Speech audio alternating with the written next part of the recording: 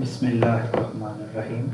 ایک مرتبہ حضور صلی اللہ علیہ وسلم نے نماز کا ذکر فرمایا اور یہ ارشاد فرمایا کہ جو شخص نماز کا اہتمام کرے تو نماز اس کے لیے قیامت کے دن نور ہوگی اور حساب پیش ہونے کے وقت حجت ہوگی اور نجات کا سبب ہوگی۔ جو شخص نماز کا اہتمام نہ کرے اس کے لیے قیامت کے دن نہ نور ہوگا، نہ اس کے پاس کوئی حجت ہوگی، نہ نجات کا کوئی ذریعہ۔ اس کا حشر فرعون، حامان اور ابی بن خلف کے ساتھ ہوگا۔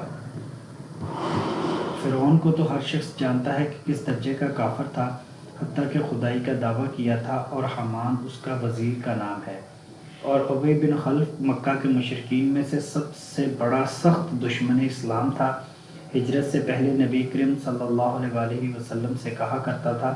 کہ میں نے ایک گھوڑا پالا ہے، اس کو بہت کچھ کھلاتا ہوں، اس پر سوار ہو کر نعوذ باللہ تم کو قتل کروں گا۔ حضور صلی اللہ علیہ وسلم نے ایک مرتبہ اس سے فرمایا تھا کہ انشاءاللہ میں ہی تجھ کو قتل کروں گا۔ احد کی لڑائی میں وہ حضور اقدس صلی اللہ علیہ وسلم کو تلاش کرتا پھرتا تھا اور کہتا تھا کہ اگر وہ آج بچ گئے تو میری خیر نہیں۔ چنانچہ حملے کے ارادے سے وہ حضور صلی اللہ علیہ وسلم کے قریب پہنچ گیا۔ صحابہ رضی اللہ عنہم نے ارادہ بھی فرمایا کہ دور ہی سے اس کو نپٹا دے، مگر حضور صلی اللہ علیہ وسلم نے ارشاد فرمایا کہ آنے دو۔ جب وہ قریب ہوا تو حضور صلی اللہ علیہ وسلم نے ایک صحابی رضی اللہ عنہ کے ہاتھ میں سے برچھا لے کر اس کو مارا، جو اس کی گردن میں لگا اور ہلکا سا خراش اس کی گردن پر آ گیا، مگر وہ اس کی وجہ سے گھوڑے سے لڑکتا ہوا گرا اور کئی مرتبہ گرا اور بھاگتا ہوا اپنے لشکر میں پہنچ گیا اور چلاتا تھا کہ خدا کی قسم مجھے محمد صلی اللہ علیہ وسلم نے قتل کر دیا۔ کفار نے اس کو اطمینان دلایا کہ معمولی خراش ہے، کوئی فکر کی بات نہیں، مگر وہ کہتا کہ محمد صلی اللہ علیہ وسلم نے مکے میں کہا تھا کہ میں تجھ کو قتل کروں گا۔ خدا کی قسم اگر وہ مجھ پر تھوک بھی دیتے تو میں مر جاتا۔ لکھتے ہیں کہ اس کے چلانے کی آواز ایسی ہو گئی تھی کہ جیسے کہ بیل کی ہوتی ہے۔ ابو سفیان جو اس لڑائی میں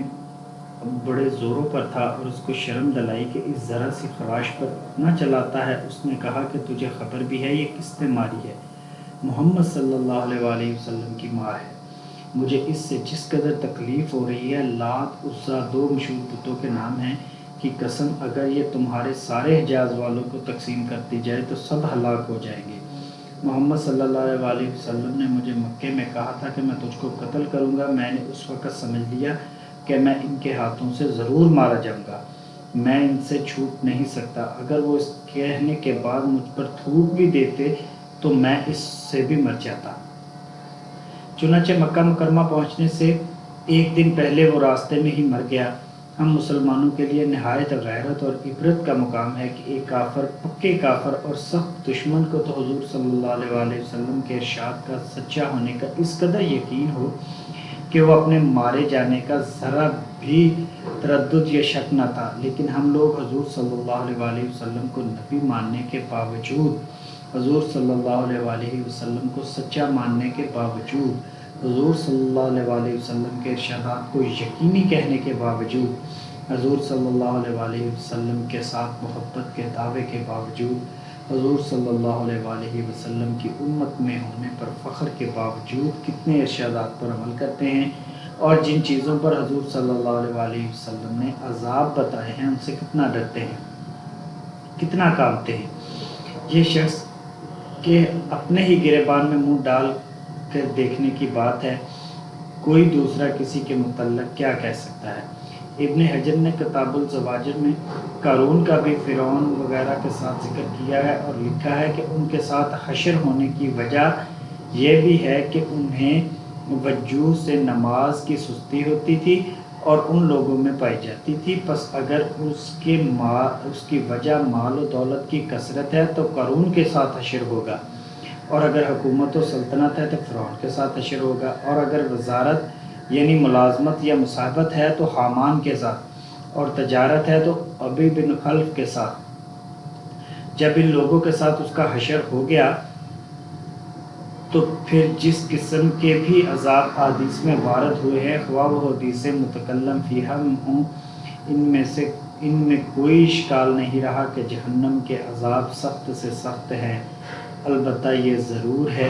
کہ اس کو اپنے ایمان کی وجہ سے نہ ایک دن خلاصی ہو جائے گی، لیکن وہ لوگ ہمیشہ کے لیے اس میں رہیں گے۔ لیکن خلاصی ہونے تک کا زمانہ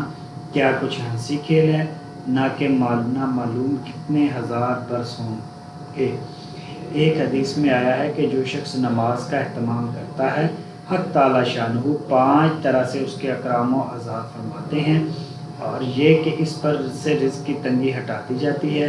دوسرا یہ کہ اس سے عذاب قبر ہٹا دیا جاتا ہے، تیسرا یہ کہ قیامت کو اس کے اعمال نامہ دائیں ہاتھ میں دیے جائیں گے، جن کا حال سورہ الحاقہ میں مفصل مذکور ہے کہ جن لوگوں کے نامہ اعمال داہنے ہاتھ میں دیے جائیں گے وہ نہایت خوش و خرم اور ہر شخص کو دکھاتے پھریں گے، اور چوتھے یہ کہ پل صراط پر بجلی کی طرح سے گزر جائیں گے، پانچویں بغیر حساب جنت میں داخل ہوں گے، اور جو شخص نماز سستی کرتا ہے اس کو 15 طریقے سے عذاب ہوتا ہے، 5 طرح دنیا میں، اور 3 طرح موت کے وقت، اور 3 طرح قبر میں، اور 3 طرح قبر سے نکلنے کے بعد۔ دنیا کے 5 تو یہ ہیں کہ اول اس کی زندگی میں برکت نہیں رہتی، دوسرا یہ کہ صلحہ کا نور اس کے چہرے سے ہٹا دیا جاتا ہے، تیسرا یہ کہ اس کے نیک کاموں کا اجر ہٹا دیا جاتا ہے، چوتھی اس کی دعائیں قبول نہیں ہوتی، پانچویں یہ کہ نیک بندوں کی دعائیں اس کے استحقاق نہیں رہتا، اور موت کے وقت کے 3 عذاب یہ ہیں کہ اول ذلت سے مرتا ہے، دوسرا بھوک کا مرتا ہے، تیسرا پیاس کی شدت میں موت آتی ہے، اگر سمندر بھی پی لے تو پیاس نہیں بجھتی۔ قبر کے 3 عذاب یہ ہیں، اول اس پر قبر اتنی تنگ ہو جاتی ہے کہ پسلیاں ایک دوسری میں گھس جاتی ہیں، دوسری قبر میں آگ جلا دی جاتی ہے، تیسری قبر میں ایک سانپ اس پر ایسی شکل کا مسلط ہوتا ہے جس کی آنکھیں آگ کی ہوتی ہیں، ناخن لوہے کے اتنے لمبے کہ ایک دن پورا چل کے بھی ان کے ختم تک نہ پہنچے، اس کی آواز بجلی کی کڑک کی طرح ہوتی ہے، وہ یہ کہتا ہے کہ میرے رب نے تجھ پر مسلط کیا ہے، تجھے صبح کی نماز ضائع کرنے کی وجہ سے آفتاب کے نکلنے تک مارا جاؤں، اور ظہر کی نماز ضائع کرنے کی وجہ سے عصر تک مارا جاؤں، اور پھر عصر کی ضائع کرنے کی وجہ سے غروب تک، اور مغرب کی نماز کی وجہ سے عشاء تک، عشاء کی نماز کی وجہ سے صبح تک مارے جاؤں۔ جب وہ ایک دفعہ اس کو مارتا ہے تو اس کی وجہ سے وہ مردہ 70 ہاتھ زمین میں دھنس جاتا ہے، اس وقت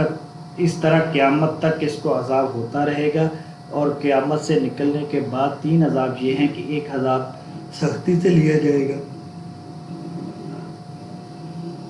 دوسرا حق تعالی شانہ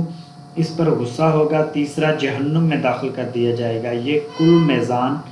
14 ہوئی، ممکن ہے کہ 15واں بھول سے رہ گیا ہو۔ ایک روایت میں یہ بھی ہے کہ اس کے چہرے پر 3 سطریں لکھی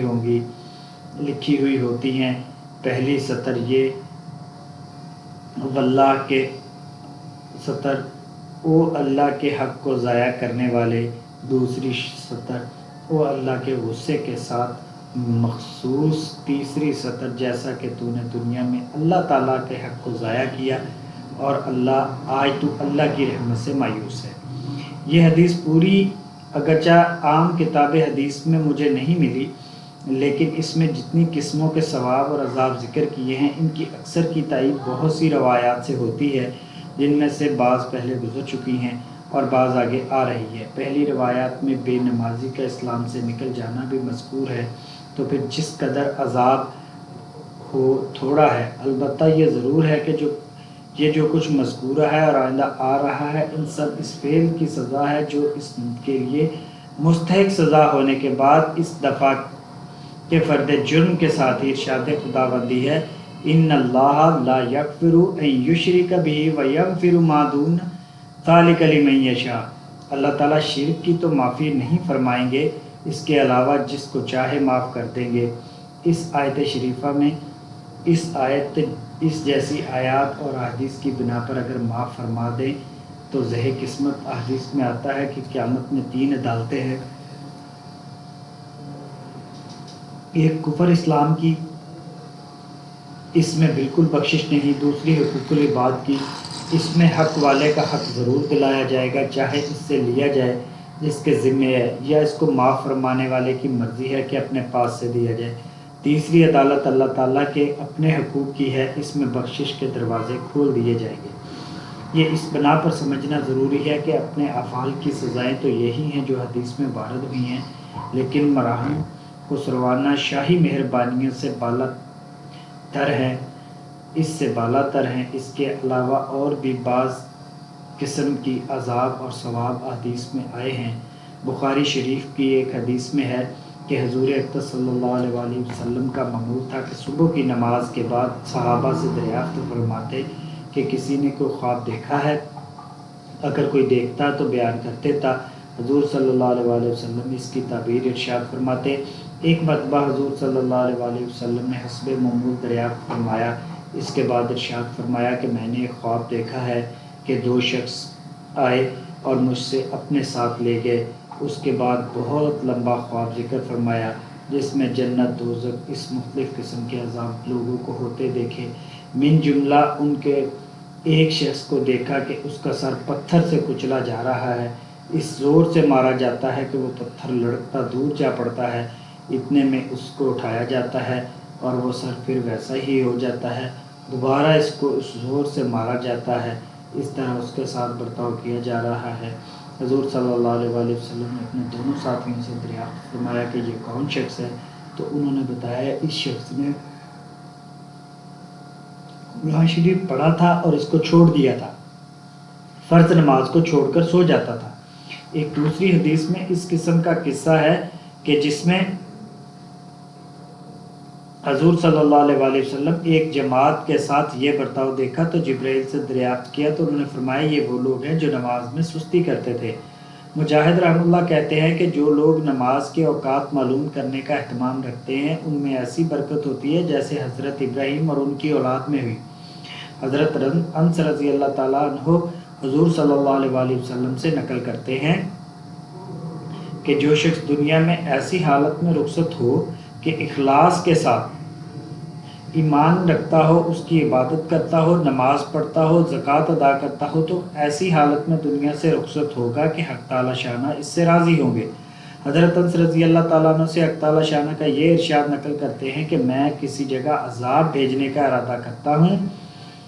تو مگر وہاں ایسے لوگوں کو دیکھتا ہوں جو مسجدوں کو آباد کرتے ہیں، اللہ کے واسطے آپس میں محبت رکھتے ہیں، اخیر راتوں میں استغفار کرتے ہیں، تو عذاب کو موقف کر دیتا ہوں۔ حضرت ابو درداء رضی اللہ تعالیٰ عنہ نے حضرت سلیمان رضی اللہ تعالیٰ عنہ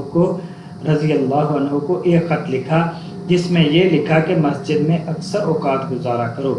میں نے حضور صلی اللہ علیہ وآلہ وسلم سے سنا ہے کہ مسجد متقی کا گھر ہے۔ اللہ جل شانہ نے اس بات کا عہد فرما لیا ہے کہ جو شخص مسجد میں اکثر رہتا ہے اس پر رحمت کروں گا، اس کو راحت دوں گا، قیامت میں پل صراط کا راستہ آسان کر دوں گا اور اپنی رضا نصیب کروں گا۔ حضرت عبداللہ بن مسعود رضی اللہ تعالیٰ عنہ حضور صلی اللہ علیہ وآلہ وسلم سے نقل کرتے ہیں کہ مسجدیں اللہ کا گھر ہیں اور گھر آنے والوں کا اکرام ہوتا ہی ہے، اس لیے اللہ پر ان کا اکرام ضروری ہے جو مسجدوں میں حاضر ہونے والے ہیں۔ اللہ تعالی ہمیں